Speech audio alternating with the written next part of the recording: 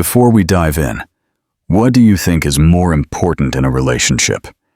Being seen for who you are, or being loved for who someone wants you to be? Leave us a comment below.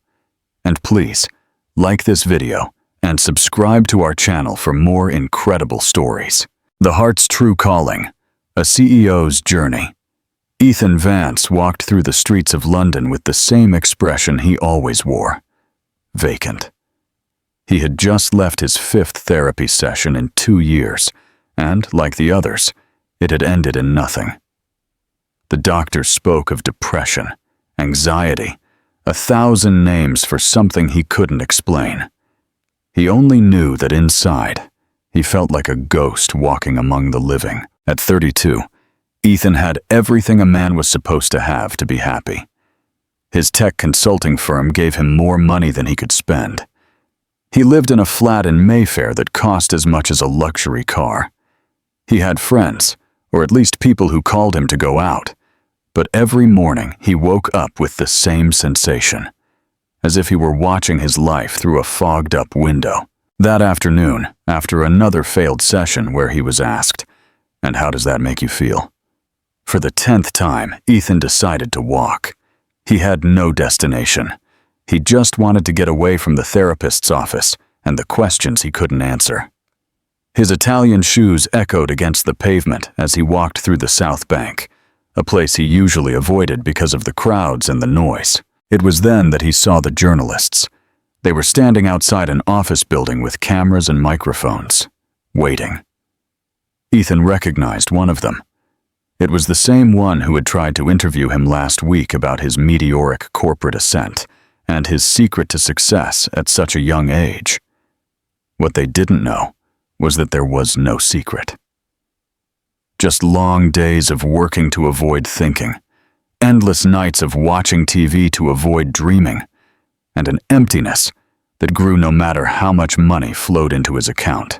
"Mr. Vance," the journalist shouted upon seeing him, "can we ask you a few questions about your new expansion strategy?" Ethan felt something akin to panic. He couldn't talk to anyone right now, not after leaving therapy feeling more lost than ever. Without thinking, he turned into the first door he found and went in.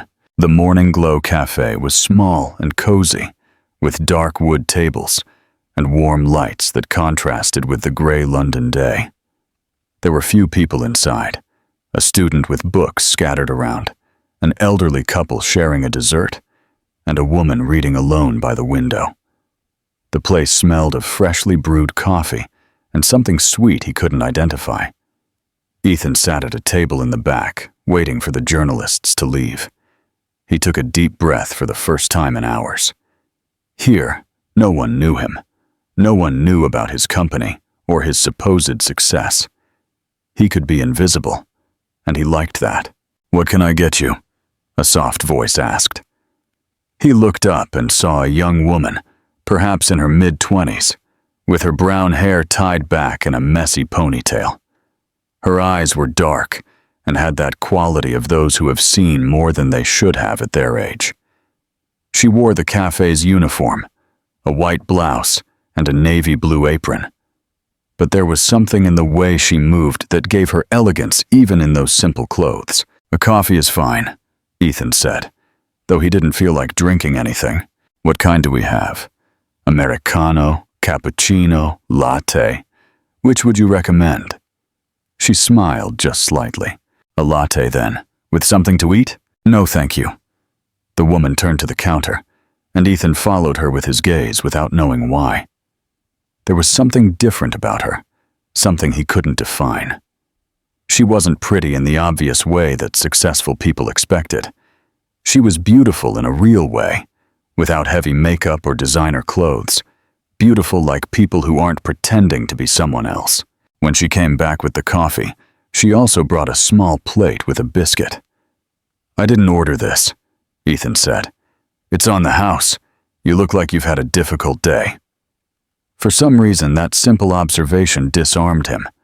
How could a stranger see in 5 minutes what he hadn't been able to explain in 5 years of therapy? "What's your name?" he asked, surprising himself. Serena Hayes." "Ethan, "A pleasure, Serena. A pleasure, Ethan." Serena turned to attend to another customer, but at that moment, she tripped on the corner of a table. The glass of red wine she was carrying for the elderly couple crashed to the floor, splashing Ethan's white shirt. The cafe fell silent. Serena turned red as the wine, her hands trembling as she watched the stain spread across Ethan's expensive shirt. "Oh my God, I am so sorry," she murmured, desperately grabbing for napkins. "Your shirt looks so expensive, I don't know how I'm going to pay for it." Ethan looked at the stain. Any other day, he would have exploded. That shirt cost more than Serena probably earned in a month. But something in her expression of genuine terror, in the way she apologized without expecting anything in return, calmed him. "It's fine," he said, surprised at how calm his voice sounded. "It's just a thing." Serena looked at him as if he had spoken in another language. "Really? Really?" For the first time in years, Ethan had reacted like a normal human being. He hadn't screamed. He hadn't demanded compensation. He hadn't acted like the important man he was supposed to be.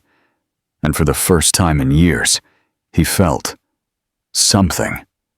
He didn't know what, but it was something.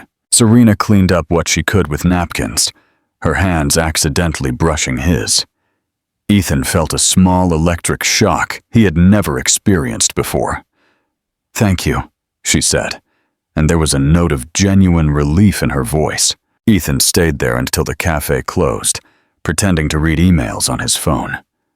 When he finally left, he walked the 15 blocks to his flat without noticing the distance.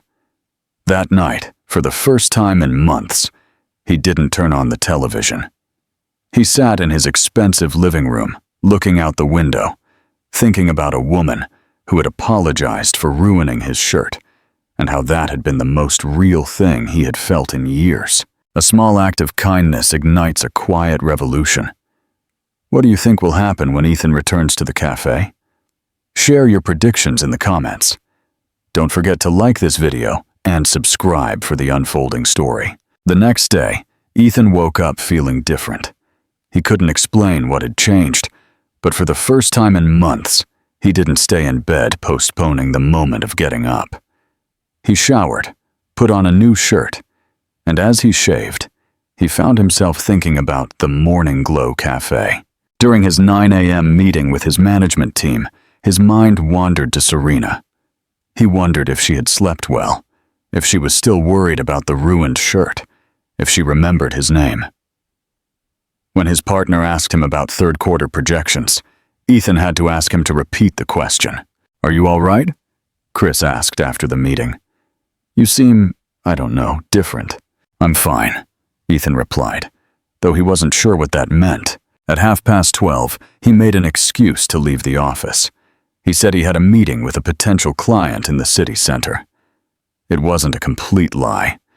He had a meeting, but it wasn't about business. The Morning Glow Cafe was busier than the day before. Ethan felt nervous as he waited in line, like a teenager about to talk to a girl he liked. When it was his turn, Serena recognized him immediately. "Hello," she said with a small but genuine smile. "How's the shirt?" "It survived," Ethan replied, and he was surprised to make a joke. He didn't make jokes. "I'm glad to hear that. The same as yesterday?" "Yes, please." Serena prepared his latte with precise, elegant movements. Ethan watched her work, noticing small details. How she bit her bottom lip when she concentrated. How she hummed softly as she cleaned the machine. How she greeted every customer as if they were important. "Here you are," she said, placing the cup in front of him. "No wine this time." Ethan laughed. A real laugh. Not the social laugh he used in business meetings. "Thanks for the heads up." He sat at the same table from the day before and took out his laptop, pretending to work. In reality, he spent the next hour discreetly observing Serena as she attended to other customers. There was something hypnotic in the way she moved through the cafe, as if it were the place where she belonged. When the cafe emptied a little, Serena approached to clean the nearby tables. "Do you work from here often?" she asked, gesturing to his laptop. "No, not really, but I like the atmosphere." "What do you do?" "Tech consulting," Ethan said, and then added, "It's pretty boring." Serena laughed. "I doubt it's boring. It sounds important." "Important doesn't mean interesting." There was something about the way Ethan spoke that intrigued Serena. He didn't talk like the men in suits who occasionally came to the cafe, all full of rush and arrogance. He spoke like someone who was tired of pretending to care about things he was supposed to care about. "And what about you?" Ethan asked. "Did you always want to work in a cafe?" Serena's smile faded a little. "Not exactly, but there are worse places to land." There was something in her tone that suggested a longer story. But before Ethan could ask more, another customer arrived, and Serena had to go back to work. In the following days, Ethan established a routine. He would arrive at the cafe around 12:30, order a latte, sit at the same table, and pretend to work while he waited for moments when he could talk to Serena.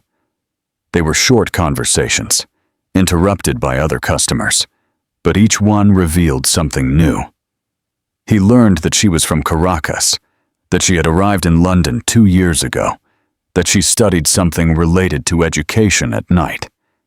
He learned that she read a lot, that she preferred tea to coffee even though she worked in a cafe, and that she had a way of listening that made people want to tell her their secrets.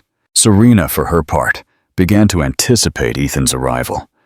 There was something comforting about his silent presence. He wasn't like other customers who tried to flirt with her or who treated her as if she were invisible. He really saw her, and that had become rare in her life. At the end of the first week, Serena approached his table with a mischievous smile. "You know what I've noticed?" she said. "What?" "You never finish your latte and you always order the same thing, but you never seem to actually enjoy it." Ethan felt exposed. She was right. He wasn't coming for the coffee. "Maybe I'm not very good at pretending I like coffee," he admitted. "Then why do you come?" The question hung in the air between them. Ethan looked her in the eyes, those dark eyes that seemed to see more than they should, and for the first time in years, he decided to tell the truth. "Because here, I don't have to pretend to be someone I'm not." Serena was silent for a moment, as if processing his words. "I understand," she finally said. "Me neither." And in that moment, something shifted between them. It wasn't love yet. It was something more subtle, but just as powerful. It was recognition. Two people who had been pretending for so long that they had forgotten who they really were, finding each other in a small cafe in the center of London. For the first time he could remember, Ethan had a reason to get up in the mornings. What do you think of this quiet, unexpected connection? Has a small moment with a stranger ever changed your perspective on your own life? Tell us in the comments below. 2 weeks after their first honest conversation, Ethan had turned the Morning Glow Cafe into his unofficial second office. His laptop was filled with unreviewed documents and unanswered emails. Projects had lost their urgency. His real job now was to decipher Serena Hayes. He had learned that she always arrived 15 minutes before her shift, that she greeted every colleague by name, and that she had a particular way of cleaning tables. Always in circles, always with the same meticulousness. He had also noticed that some days she arrived with swollen eyes, as if she had been crying, but she never let it affect how she treated customers. That Tuesday, the cafe was especially quiet. Only 3 customers remained besides Ethan, and Serena approached his table with 2 cups of tea. "You look like you need something stronger than coffee," she said, placing a cup in front of him. "Is it that obvious?" "Quite. You've been wearing the same wrinkled shirt for 3 days, and today you're wearing mismatched shoes." Ethan looked down and realized she was right. 1 black shoe, 1 brown. He laughed, but it wasn't a happy laugh. "My business partner says I'm losing my mind," he admitted. And what do you think? That maybe I lost it a long time ago, and I'm only just realizing it. Serena sat down opposite him, something she had never done during work hours. Her eyes had that quality of understanding he had noticed from the first day. "Can I ask you something?" she said. "Of course. Why are you so sad? You have a job, money, success. From the outside, it looks like you have everything." Ethan had expected that question for days, but now that it came, he didn't know how to answer without sounding like a spoiled rich kid. "Because having everything doesn't mean feeling anything," he said finally. "It's like I'm living someone else's life, a life that's supposed to make me happy, but I don't understand it." Serena nodded slowly. "I understand more than you think." "You do?" Serena looked out the window, as if deciding how much to share. When she spoke, her voice was softer than usual. "I've lived lives that weren't mine too," she said. "In Caracas, I was a primary school teacher. I had my flat, my students, my routine. I thought that was all I needed. What happened? My mom got sick. Pancreatic cancer. The medicine she needed cost more than I earned in 6 months. I sold everything I had, took out loans, worked double shifts, but it wasn't enough." Ethan felt something tighten in his chest. He didn't know what to say. "She died on a Tuesday morning," Serena continued. "I was in the hospital holding her hand, and the last thing she told me was, 'My child, promise me you'll live your life, not mine.'" "And that's why you came to London?" "Yes and no. I came because I couldn't stay there. Everything reminded me of her, and not in a good way. It reminded me that I had failed, that I couldn't save her. But I also came because I understood something. I had lived the life she wanted for me, not the life I wanted for myself." Serena took a sip of tea and continued. "The first few months here were awful. I arrived knowing no one, with no job, sleeping in cheap hostels.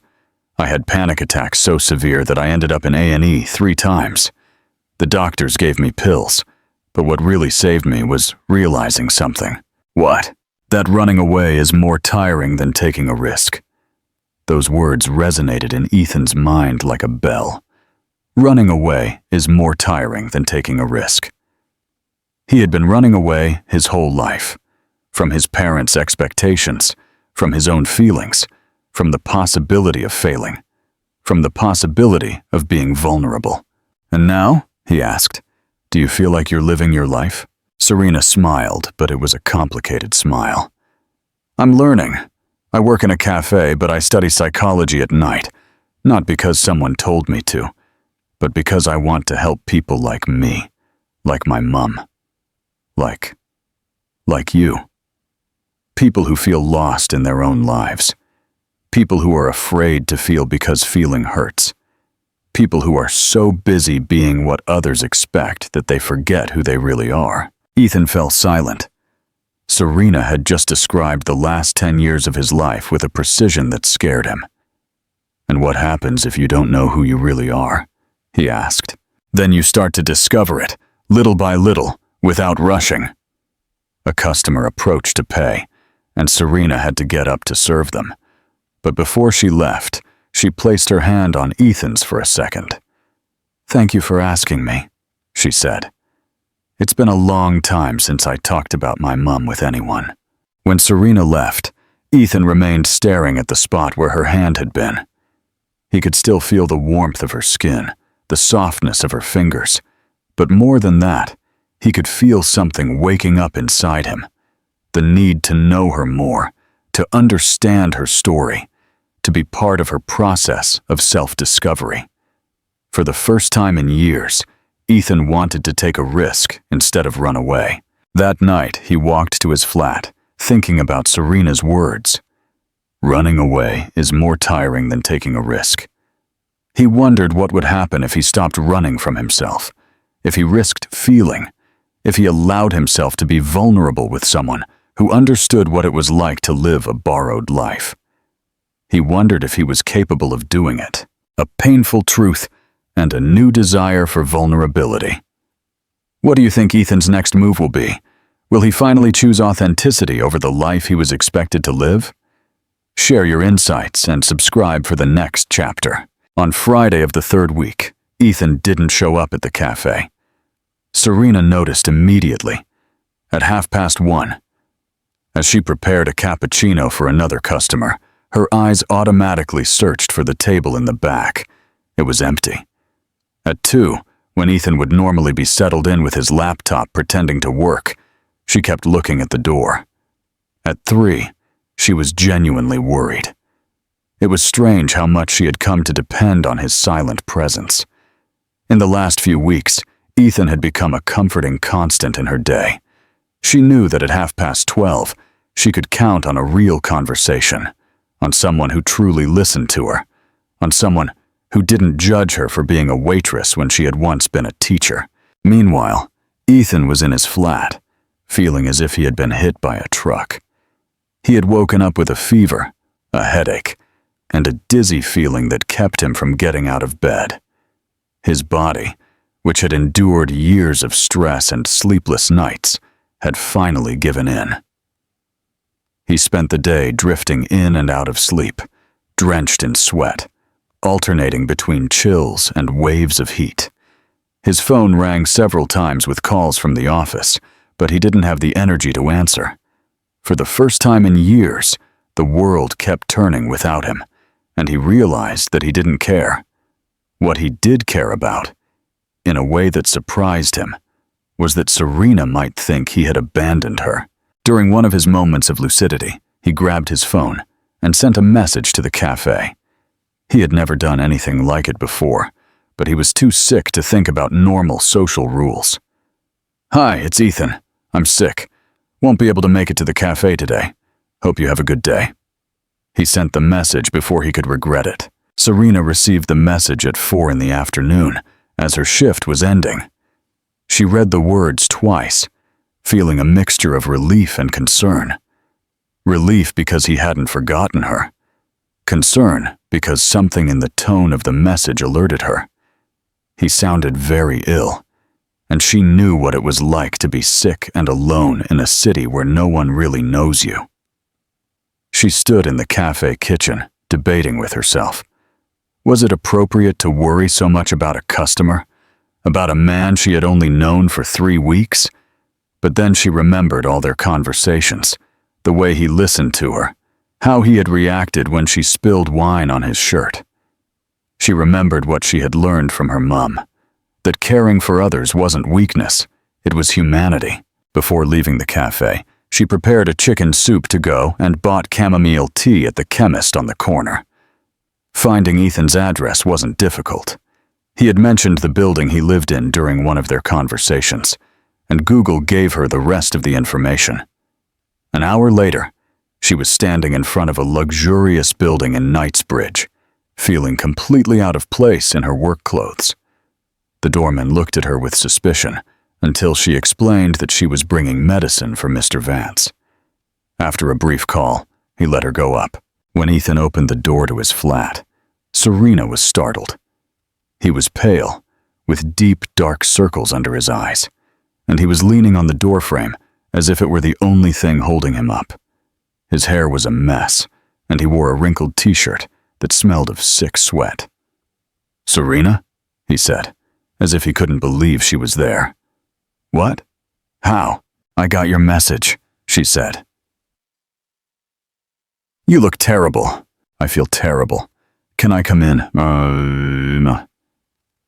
"I brought soup." Ethan stepped aside, too sick to question the strangeness of the situation. His flat was exactly what Serena had imagined. Minimalist, expensive, cold. Everything was white, black, or gray. There were no photos, no plants, nothing to suggest that anyone really lived there. "When was the last time you ate?" Serena asked, guiding him to the sofa. "I don't remember. Yesterday, maybe? Have you taken anything for the fever?" "I think so, or maybe not." Serena sighed and went to the kitchen. It was as impersonal as the rest of the flat. Expensive appliances. Obviously little used, a nearly empty fridge, no medicine anywhere. For the next hour, Serena became a nurse. She gave him fever medication, forced him to eat the soup by small spoonfuls, and made him chamomile tea. Ethan let her, too weak to protest. "Why?" he asked as she placed a cool towel on his forehead. "Why what? Why did you come? I'm nothing to you." Serena was silent for a moment, organizing the medications on the coffee table. "Because I know what it's like to be sick and alone," she said finally. "And why? Because you're nothing to me. But you're also not just anyone." "I don't understand." "Me neither, completely." Ethan closed his eyes, feeling the relief of the medicine starting to take effect. But more than the physical relief, he felt something he hadn't experienced in years. Real care. Not the professional care of a doctor or the mandatory concern of an employee, but the genuine care of someone who had chosen to be there. When he opened his eyes, Serena was sitting on the sofa beside him, reading a book she had taken from her bag. "You don't have to stay," he murmured. "I know. Then why?" "Because I don't want you to be alone." And right there, in that moment, something inside Ethan broke. Maybe it was the fever. Maybe it was the vulnerability of being sick.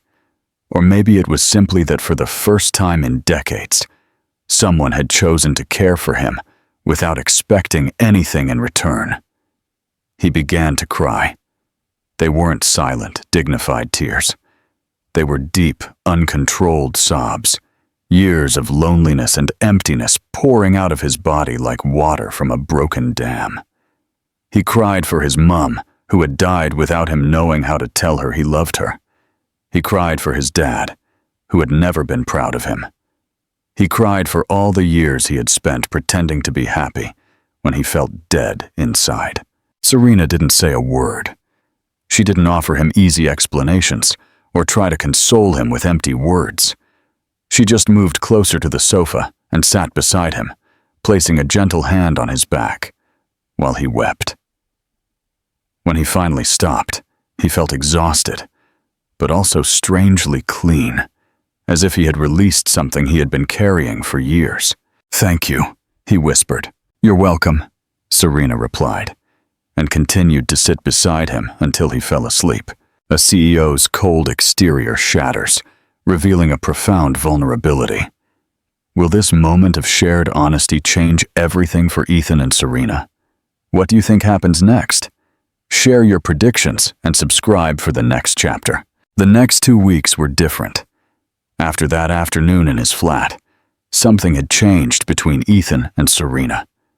It wasn't just that he had cried in front of her, but that he had allowed her to take care of him without trying to maintain his image as a successful man.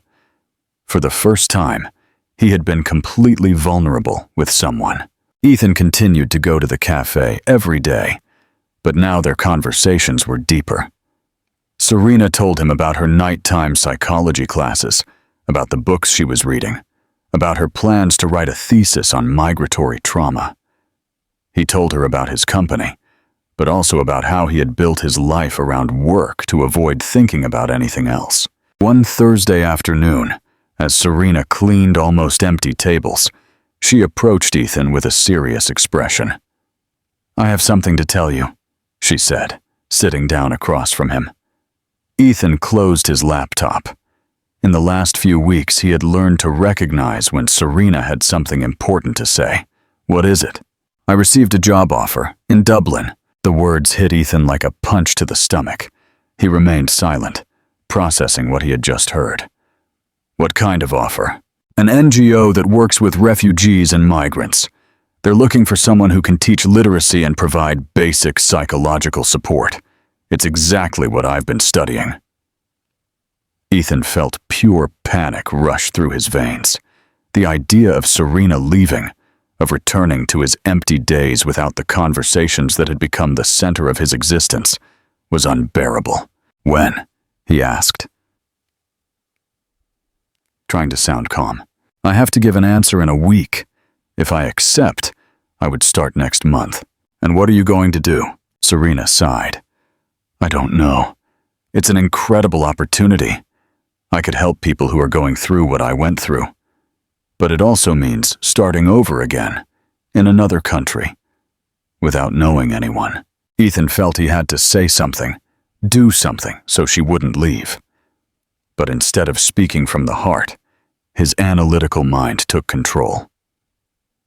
"Have you thought about the practical aspects?" he said. "Ireland is going through an economic crisis. The security situation isn't great, and NGOs aren't financially stable. What if they close the program in 6 months?" Serena frowned. "Those are risks, yes, but—" "And besides," Ethan continued, "you already have an established life here. Your job, your studies, your friends. Is it worth throwing everything away for something uncertain? They're not just friends, Ethan. You know that." There was something in her tone that made Ethan stop. Serena was looking at him with an expression he had never seen before. Disappointment. "What do you mean?" "I mean, I was hoping you'd give me a real reason to stay. Not a list of pros and cons, as if this were a business decision. I'm just being realistic." "No," Serena interrupted him. "You're being cowardly." The word cowardly hit Ethan like a slap. No one had ever spoken to him like that. In his world, he was the one who made important decisions, the one who gave advice, the one who was in control. Cowardly? Yes, because what you really want to tell me is not to leave, because you need me. Because these days, coming to the cafe are the only moments you feel alive.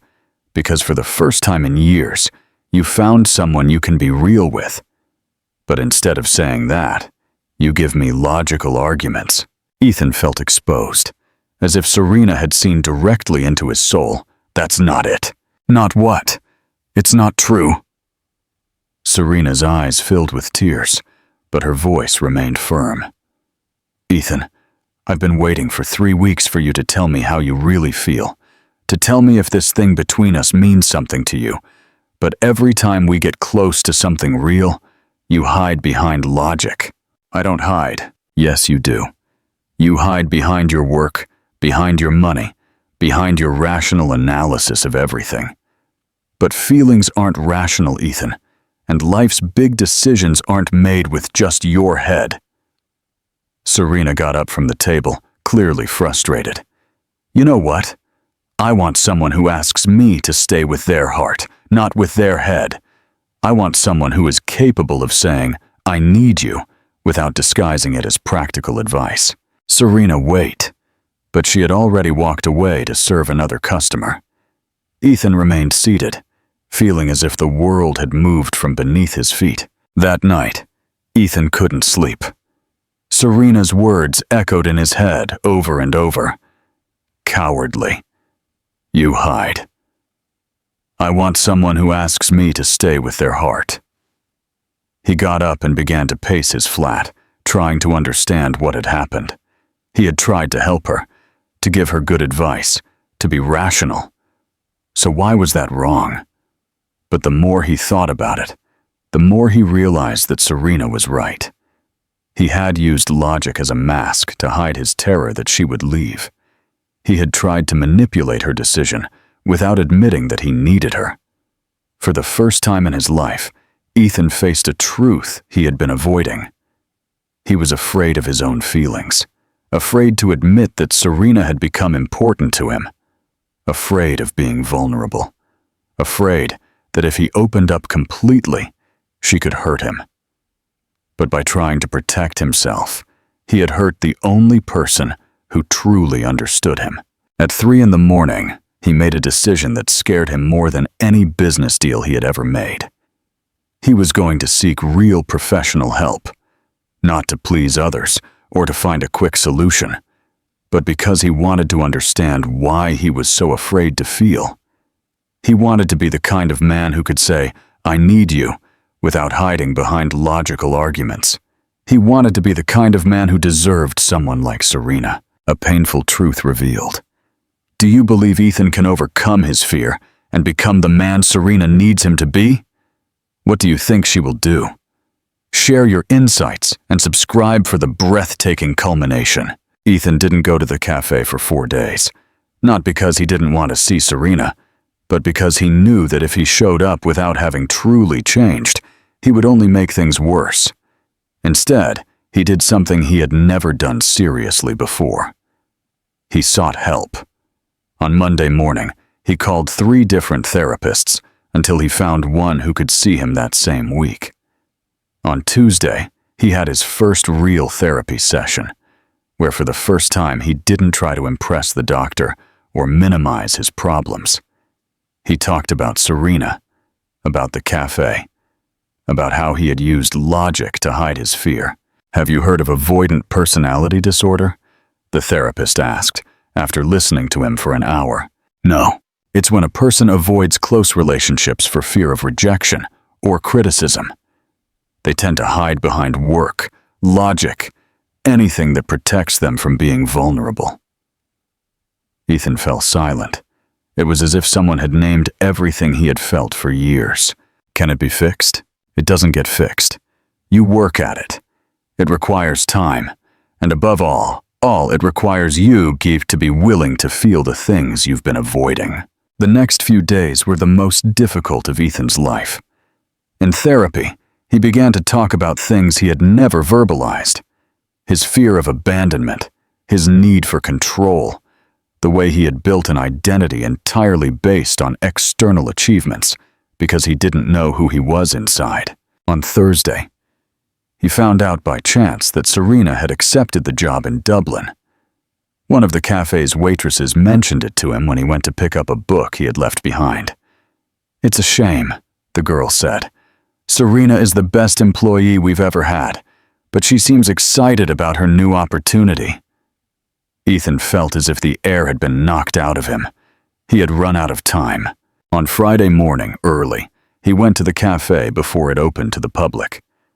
He knew Serena arrived 15 minutes before her shift to prepare everything. He found her organizing the cups, humming softly as she always did when she thought no one was listening. "Hello," he said from the door. Serena turned, surprised. "Ethan, I haven't seen you in days. I needed to sort some things out with myself before coming to talk to you." Serena put the cups away and turned to face him completely. There was something different about him. He looked more tired, but also more present, as if he was finally inhabiting his own body. "They told me you accepted the job," Ethan said. "Yes." "When do you leave?" "Next Monday." They only had 3 days. Ethan felt panic, but this time he didn't try to suppress it or rationalize it. He felt it completely. "Serena," he said, and his voice broke a little. "I don't want you to go. You already told me that, with very convincing arguments." "No, not this time. This time, I'm telling you without arguments, without logic, without trying to convince you of anything." Ethan took a deep breath. "I don't want you to go because I need you. Because these last few days without seeing you have been the worst I've had in months. Because I don't know how to be whole, but I know that with you, I'm learning." Serena was silent, but her eyes filled with tears. "I know I have no right to ask you to change your plans for me," Ethan continued. "I know it's an incredible opportunity, and that you have every right to take it. But I also know that if I don't tell you this now, I'm going to regret it for the rest of my life." "And what exactly are you telling me?" Ethan took a step closer. "I'm telling you that I love you, that I didn't know what that was until I met you. I'm telling you that I've been in therapy all week, trying to understand why I'm so afraid to feel. I'm telling you that I want to try to be the person you deserve, even if it scares me, and even if I don't know if I can." Serena's tears finally fell. "Ethan, what if I still decide to go? I'll understand. But I wanted you to know that someone loves you enough to ask you to stay without hiding behind excuses." Serena wiped her tears with the back of her hand. When she spoke, her voice was soft but firm. "You know what? I considered turning down the job. From the very first day, even before our fight, I considered staying." "Why didn't you?" "Because I needed to know if you were capable of not running away. I needed to know if, when things got difficult, When you had to choose between protecting yourself and taking a risk for us, you would choose to take the risk." Ethan felt hope mixing with fear in his chest. "And now?" Serena moved closer to him until they were face to face. "Now I know you are." They hugged there, in the empty cafe, between the smell of freshly brewed coffee and the golden light of the London morning. It wasn't the hug of two people saving each other, but the hug of two people who had decided to choose each other, with all their fears. "So you're staying?" Ethan asked, his face buried in her hair. "I'm staying," Serena murmured against his chest. "But not because you convinced me. I'm staying because I want to see what we are capable of building together." For the first time in his life, someone had chosen to stay not for his logical arguments, but despite all his fears. The first real bond in his life had just begun, a powerful declaration of love and a courageous choice. What do you think the future holds for Ethan and Serena as they build a new life together? Share your hopes for this authentic couple in the comments. Don't forget to like this video and subscribe for the beautiful culmination.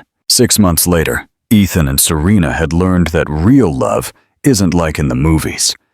There was no background music when they argued about who had left the dirty dishes. No slow motion when Serena arrived tired from her night classes and just wanted silence. But there was something better than perfect moments. There was honesty. Ethan continued to go to therapy every Wednesday. Some weeks he left feeling better. Others he left confused and frustrated. His therapist had explained that healing wasn't a straight line upward, but more like climbing a mountain with many curves. There were days when he felt like he had advanced for miles, and others when he seemed to have gone back to the starting point. Serena had definitively turned down the job in Dublin, but she hadn't stayed the same. She had negotiated with the cafe owner to work part-time and dedicate her afternoons to studying. She had also started teaching Spanish to migrants on weekends, something that filled her with energy in a way the cafe job never had. "It's strange," she told Ethan one afternoon while they were making dinner in his flat. "Before, I thought I had to choose between staying and following my dreams, but it turns out I could do both. Don't you miss the opportunity in Dublin?" "Sometimes, but I've learned that opportunities aren't a one-time thing. Others might come, maybe better, maybe different. What's unique is this," she said, gesturing to the space between them. Not everything had been easy. Ethan had had several crises during those months. One night, after an argument about something as simple as where to spend the weekend, he had panicked and told Serena that maybe he wasn't capable of being in a real relationship. "It's so difficult," he had said, pacing the living room like a caged animal. "I don't know how to do this. I don't know how to be with someone without ruining it." Serena had let him pace, waiting for him to calm down. When he finally sat down, exhausted by his own anxiety, she had moved closer. "Do you know what I've learned?" she had said. "That love isn't about knowing how to do things perfectly. It's about being willing to learn them together, even when it's hard." That night, for the first time, Ethan had slept at Serena's place. Not because it was a grand romantic declaration, but because he had been honest about his fear, and she had chosen to stay by his side anyway. Serena had also had her difficult moments. One night she had cried for 2 hours after talking on the phone with a cousin in Caracas who told her about the increasingly dire situation in Venezuela. She felt guilty for having found stability while her family was still suffering. "Sometimes I feel like I don't have the right to be happy when they're starving," she had confessed through tears. Ethan, who months earlier would have tried to solve the problem with logical solutions, had simply hugged her. They had spent the night awake, talking about survivor's guilt and how you can honor the people you love without sacrificing your own happiness. The next day, they had opened a joint savings account to send money regularly to Serena's family. It wasn't a perfect solution, but it was something real and concrete they could do together. Over time, they had developed small but important rituals. On Sunday mornings, they had breakfast at the cafe where they met, sitting at the same table where Serena had spilled wine on Ethan's shirt. On Wednesdays, after therapy, Ethan would meet Serena at the university where she took classes, and they would walk home together, talking about what each had learned that day.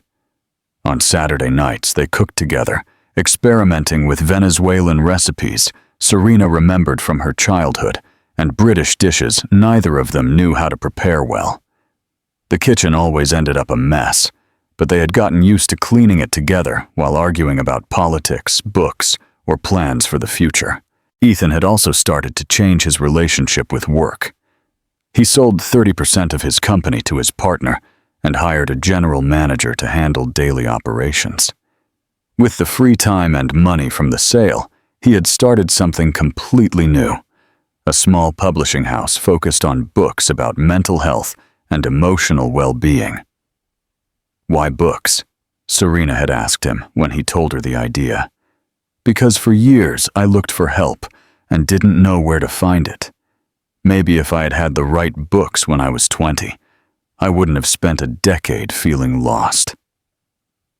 The publishing house was small, not very profitable, but it was the first time in his life that Ethan had worked on something he genuinely cared about.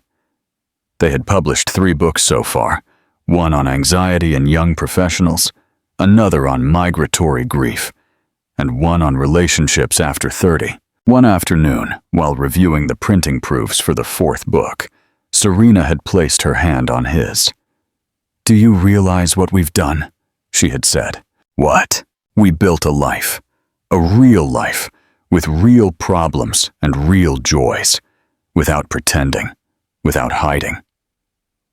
Ethan had looked around his improvised office in the flat. Papers everywhere, 2 half-empty coffee cups, the cat Serena had adopted sleeping on a manuscript. It was a beautiful mess, very different from the cold perfection he had had before. "Yes," he had said, "and I like it." That night, as they fell asleep, Ethan had realized something. For the first time in his life, he wasn't afraid of the future. Not because it was going to be easy, but because he knew he wasn't going to face it alone. A relationship built on honesty, not illusions. What do you predict for Ethan and Serena's future? What's the best definition of true love? Share your thoughts and subscribe for the final, heartwarming chapter. December arrived in London with that particular melancholy of the year's end.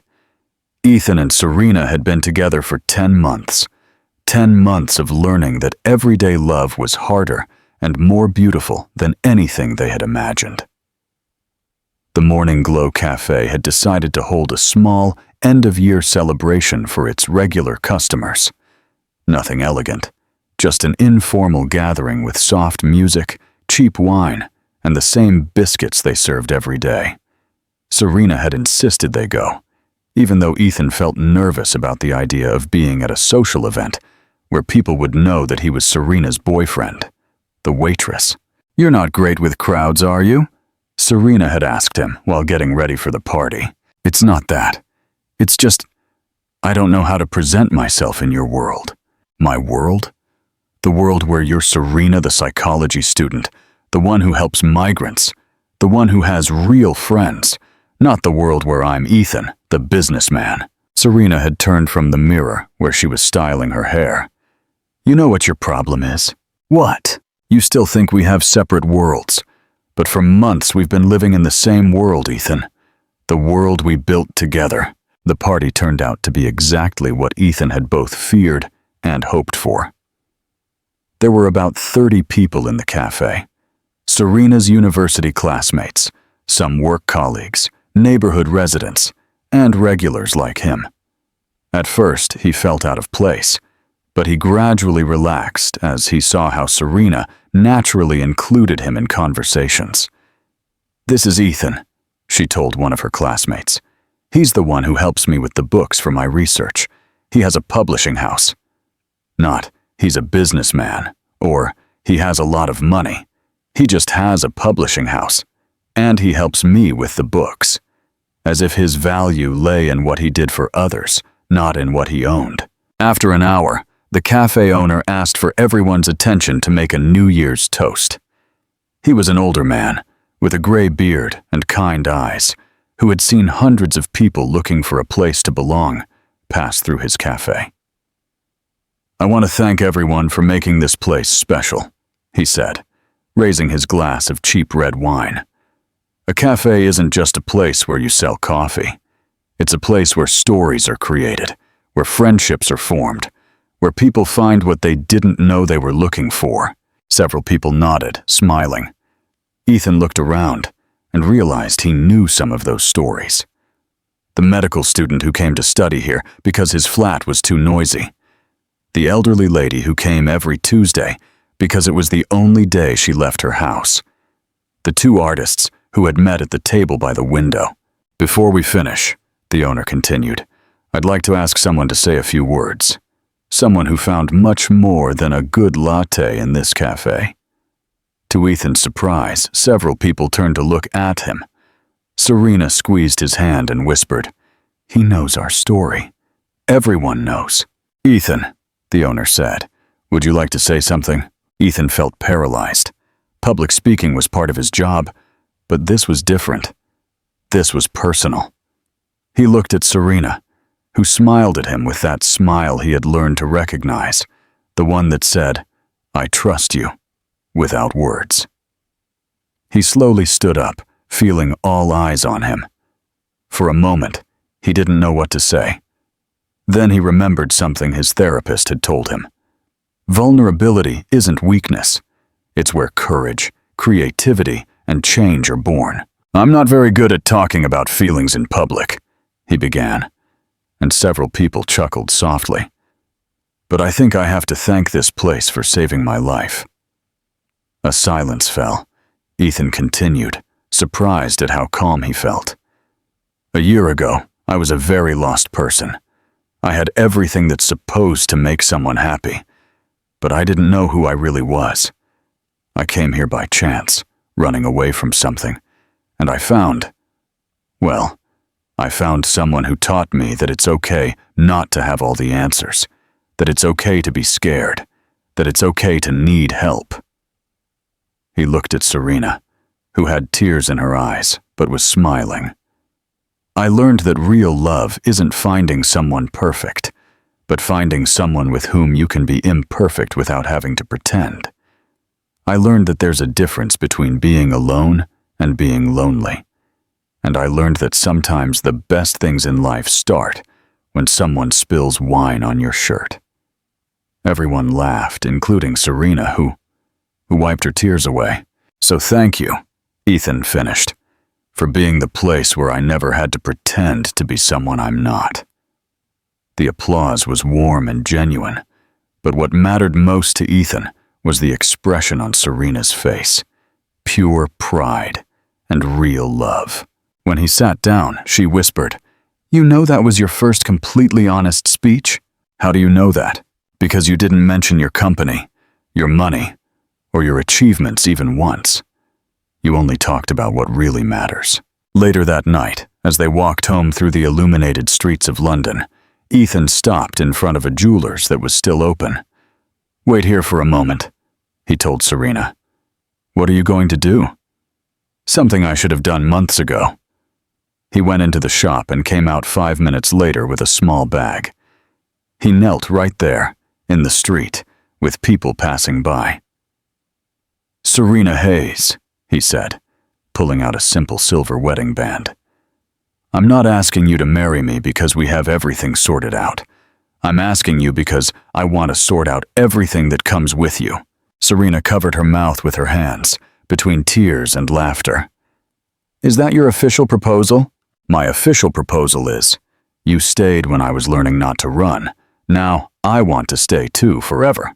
"Yes," Serena said, and she knelt down to his level to kiss him. "Of course, yes." They hugged right there in the middle of the street, while people applauded around them. It wasn't perfect. It wasn't like in the movies, but it was completely real. And that was exactly what both of them had been looking for without knowing it. February 2023.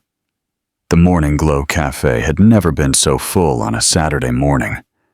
The tables had been moved to create a small central aisle, decorated with simple flowers and warm lights that the owner had specially hung for the occasion.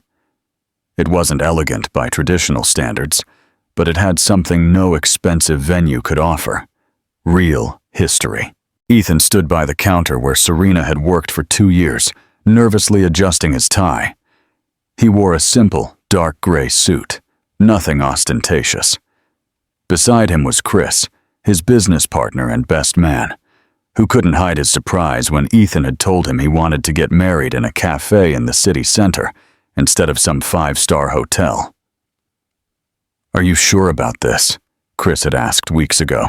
"I mean, you can afford any place in the city." "Precisely," Ethan had replied, "because I can afford any place, but this is the only place that means something." The guests were not many.